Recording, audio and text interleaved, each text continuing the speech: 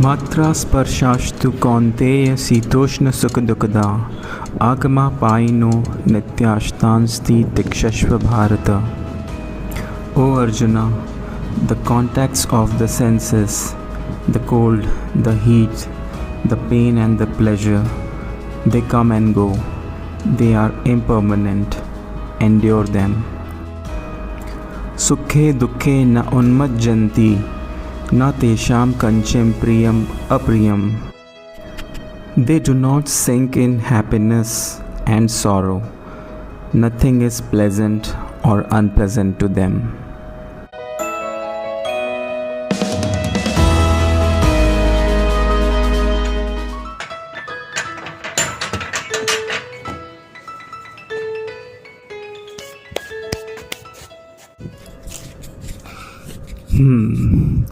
गर्मी तो काफ़ी भीषण है और चारों ओर सन्नाटा भी है. वातावरण तो बिल्कुल ही तप रहा, बिल्कुल तप रहा है. गर्म हवाएं बिल्कुल बह रही हैं. पर ना जाने क्यों मुझे फिर भी यह धूप बर्फ़ की तरह स्पर्श कर रही है.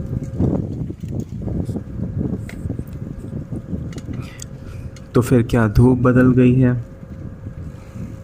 क्या धूप ठंडी हो गई है? या ये बस मेरा अनुभव है? धूप को ना जाने इतना बदनाम कर दिया गया है कि जैसे ही उसका नाम आता है दोपहर का या गर्म मौसम का, तो बिल्कुल धूप से या सूरज से इस तरह से भाव जोड़ दिया जाता है जैसे सूरज बिल्कुल नीरस है, यह धूप बिल्कुल नीरस है, कमज़ोर कर देने वाली है, उदासीन से भरी हुई है. मानो हम धूप को एक श्राप बना देते हैं.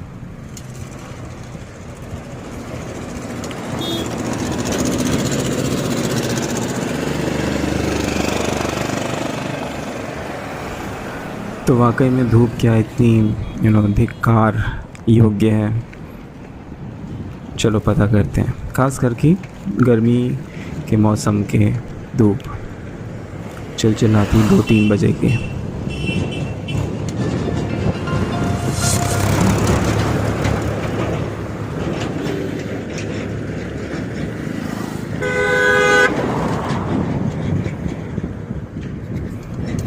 अब ये बात भी गौर करने लायक है कि जो हमारे ऋषि मुनि होते थे, है ना, हमारा देश तो एक धार्मिक प्रधान देश है, धर्म बहुत सारे हुए हैं.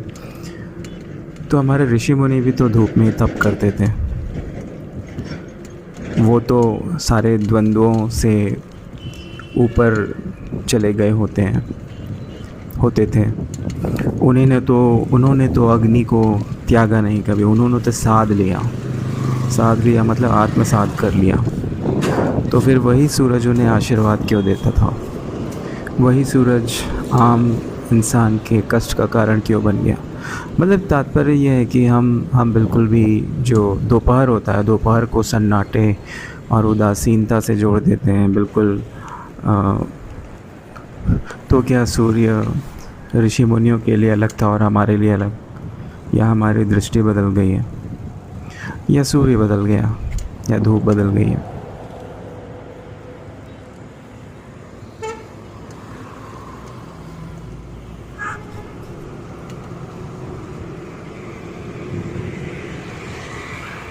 भारत में कई धर्म कहते हैं कि सब कुछ शून्य है.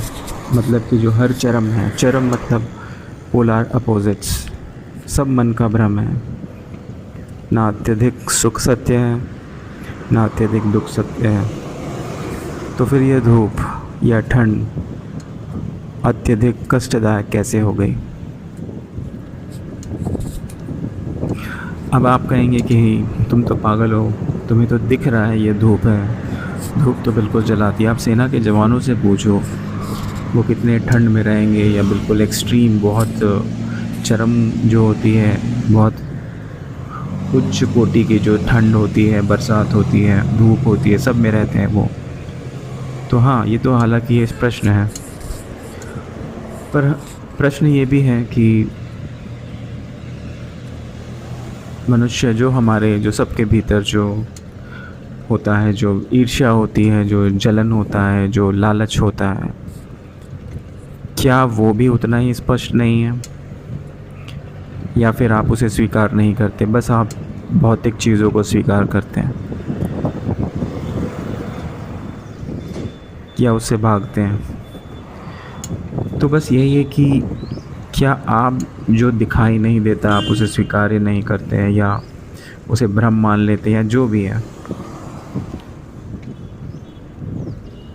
जैसे ये धूप है और ये ठंड है, आप इसे तुरंत सत्य मान लेते हैं, पर आपने अपने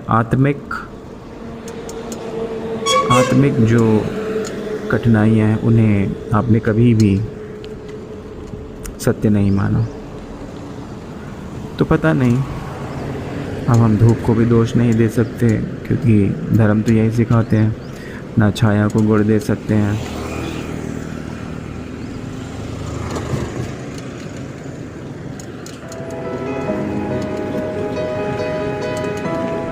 मात्रा स्पर्शास्तु कौन्तेय शीतोष्ण सुख दुखदा आगमा पायिनो नित्याश्तांस्ति तिक्षस्व Bharat. O Arjuna, the contacts of the senses, the cold, the heat, the pain and the pleasure, they come and go. They are impermanent. Endure them. Sukhe dukhe na unmajjanti, na tesham kanchim priyam apriyam. They do not sink in happiness and sorrow. Nothing is pleasant or unpleasant to them.